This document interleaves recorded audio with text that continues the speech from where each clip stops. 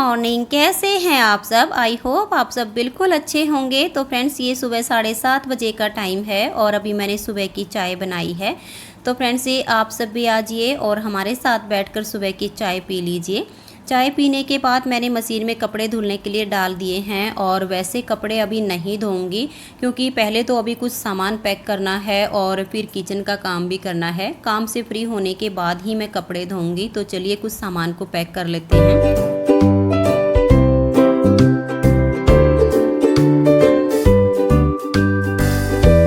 से आज हम यहाँ पर ऊन की पैकिंग कर रहे हैं, क्योंकि कल हमने दुकान को बढ़ा दिया था तो आज ऑर्डर नहीं आएंगे।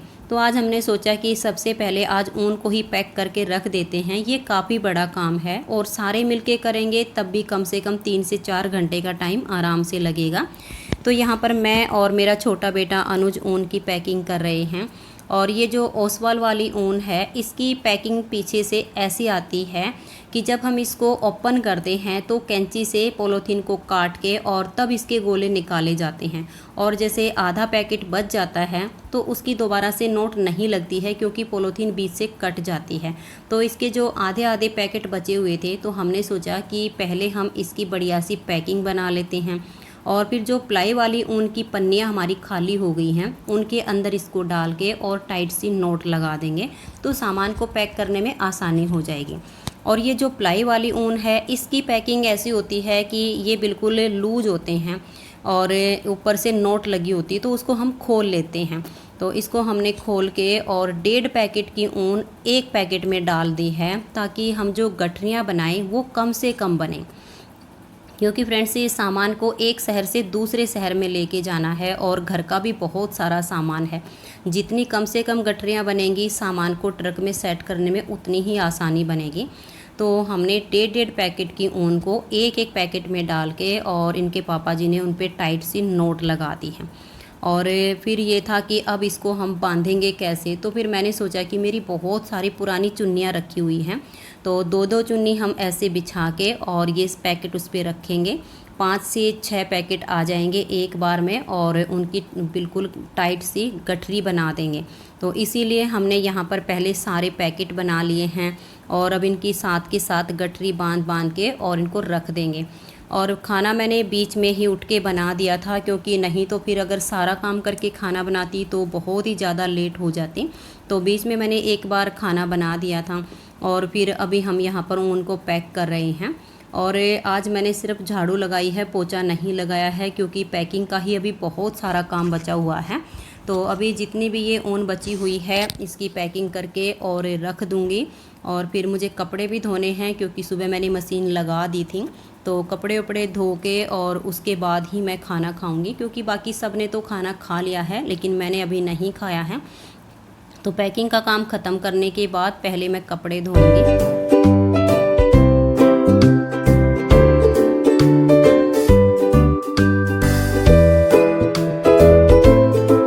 फ्रेंड्स, ये 2:30 बजे का टाइम है। पैकिंग करने के बाद मैंने सारे कपड़े धो लिए हैं। कुछ कपड़े तो मैंने जहाँ मशीन रखी है वहीं पर सुखा दिए हैं और जो वाइट वाले हैं, बच्चों की कैफरी हैं, उनको मैं यहाँ बाहर लेकर आई हूँ। हवा अच्छी चल रही है तो कपड़े जल्दी से सूख जाएंगे। और फ्रेंड्स, वैसे मैंने सोचा था कि पोछा नहीं लगाऊंगी, काम ज़्यादा हो गई हैं, लेकिन गिल्ले पैर लगे और मेरे वाले रूम में तो बिल्कुल गंदा हो गया है। तो अपने वाले रूम में, किचन में और थोड़ा सा आगे हॉल में पोछा लगाऊंगी। सारे घर में तो आज नहीं लगाऊंगी, सारे घर में कल ही लगा पाऊंगी। तो अभी बीच बीच में पोछा लगा के और फिर मैं नहा लूँगी और उसके बाद मैं खाना खाऊंगी, क्योंकि अभी तक मैंने खाना नहीं खाया है। तो फ्रेंड्स, अब ये शाम 5 बजे का टाइम है और शाम की चाय पीने के बाद मैंने सिलाई मशीन रख ली है।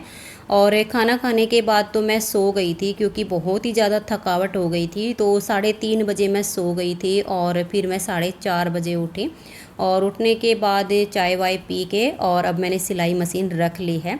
क्योंकि ये जो मेरा एक सूट है ये मैंने कई दिनों से काट के रखा हुआ है और फिर आज मुझे अलमारी का सामान भी पैक करना था। फिर मैंने सोचा कि अलमारी का सामान मैं कल या परसों पैक कर लूँगी। ये एक सूट मैंने काट के रखा हुआ है तो इसकी सिलाई कर लेती हूँ। तो अब मेरे पास 2 घंटे का टाइम है, तो सोचा कि 2 घंटे में ज़्यादा नहीं तो मैं सूट का गला बना दूँगी, बाजू बाजू लगा के और इसकी सिलाई कर दूँगी। तुरपाई का काम बचेगा तो मैं उसे कल भी कर लूँगी, तो ये मेरा सूट सिल के तैयार हो जाएगा। और धीरे धीरे करके मैं इसकी सलवार की सिलाई भी कर दूँगी, थोड़ा थोड़ा सा भी टाइम मिलेगा तो हो जाएगा।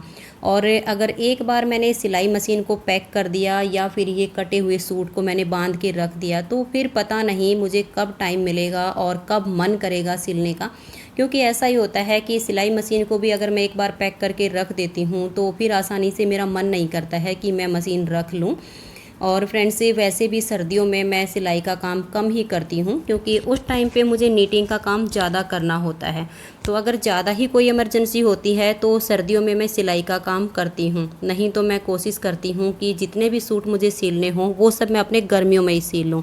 तो अभी मेरे जितने सूट रखे थे वो सब मैंने सिल लिए हैं, और यहाँ से जाने से पहले मैं इस एक सूट की सिलाई कर दूँगी। उसके बाद सिर्फ एक सूट बचेगा, उसे वहाँ जाने के बाद मैं सिल लूँगी। तो अभी अपने सब काम को कर लेती हूँ। काम से फ्री होने के बाद आप सबके साथ बैठकर थोड़ी सी देर बात करूँगी।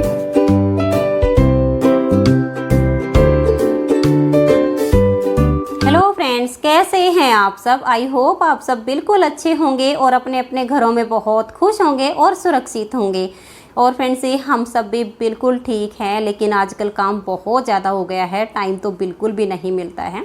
और आज तो मुझे खाना खाने का भी टाइम दिन में 3 बजे लगा था, क्योंकि आज काम बहुत ही ज़्यादा हो गया था। सुबह मशीन में कपड़े धुलने के लिए डाल के झाड़ू लगा के और फिर हम सामान पैक करने लग गए थे, क्योंकि आज दुकान के सामान को पैक करना था तो इसमें टाइम ज़्यादा ही लगना था।